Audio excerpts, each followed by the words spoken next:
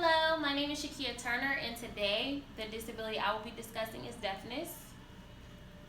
Now, we have probably all encountered someone with hearing loss or deafness, but here is the definition, which is the condition of lacking the power of hearing or having impaired hearing. There are three basic types of hearing loss, which is conductive hearing loss, sensory neural hearing loss, or mixed hearing loss. Conductive hearing loss makes it hard for sounds to get to your inner ear. Audiologists can help if you have this type of hearing loss, and some causes may include an ear infection, fluid in your middle ear, or a hole in your eardrum. Sensory neural hearing loss happens when there is damage in your inner ear. Audiologists can also help if this is the type of hearing loss you have. The causes of this hearing loss may be illnesses, aging, listening to loud music, or if it runs in your family. Mixed hearing loss is exactly what it sounds like. It can be either a problem in your inner or middle ear or your outer ear. And anything that causes conductive hearing loss or sensory neural hearing loss can cause mixed hearing loss. Over 5% of the world's population, or 466 million people, have disabling hearing loss. It is estimated that by 2050, over 900 million people, or 1 in every 10 people, will have disabling hearing loss.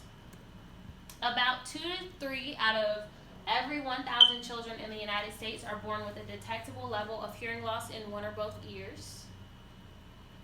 Now, here are some policies and legislation that impact deafness.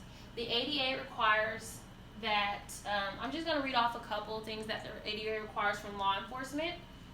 They require that law enforcement agencies must provide the communication aids and services needed to communicate effectively with people who are deaf.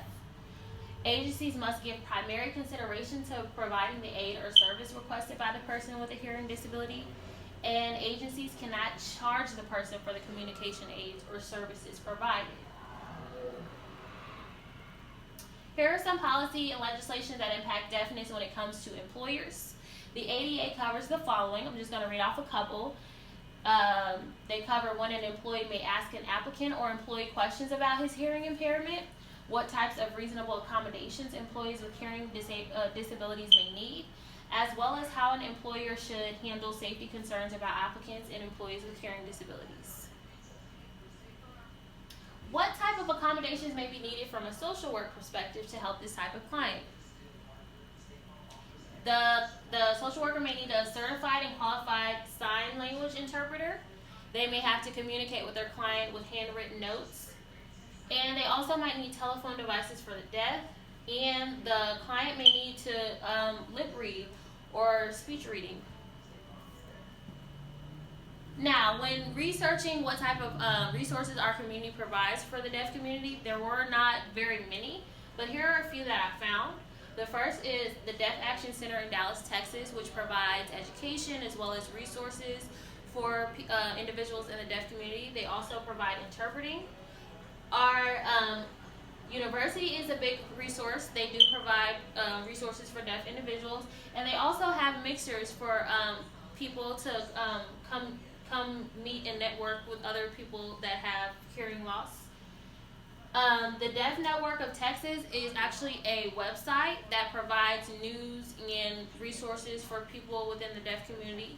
They also provide job listings, and they do have a Facebook page where people can interact with one another within the deaf community.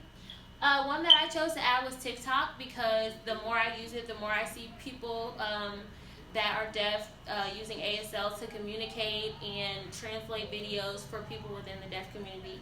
And a lot of big influencers are deaf. These are some of the references I used. A new one that I learned about is NAD, which is the National Association of Deafness. And that's all. Thank you so much for watching.